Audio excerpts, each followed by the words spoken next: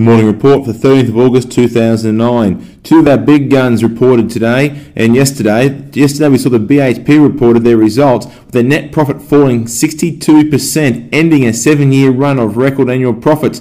Now the chief executives come out saying they went from a situation of rampant demand which couldn't be satisfied to where now demand has simply evaporated. We'll sit and see how BHP's share price fares today. Now this news has been pretty well leaked to the market and people weren't expecting to see a record profit, and certainly they were expecting to see some fall.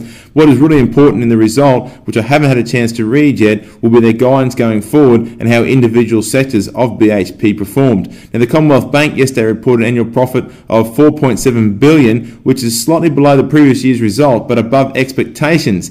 Now the concern out of this report was the chief executive noting that the financial crisis has now passed, and he's saying that hopefully we won't see it again. However, he is concerned there is always the risk of a second wave, so not a positive outlook there for CBA, and they certainly are thinking there could be some more pressure on the market through the financial crisis continuing.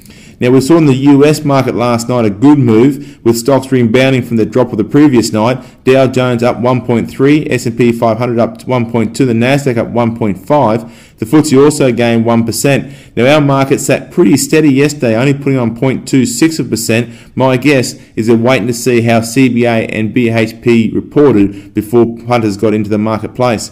Now expect to see on the back of the US, we should have a pretty good day today. Possibly the market will push a little bit higher, getting up a bit close to that 4,400. My technical guru Daniel Goulding is still expecting to see the market pull back shortly. We may see it towards the end of the reporting season. In other news, the gold price was up 0.5 to close at $952 an ounce.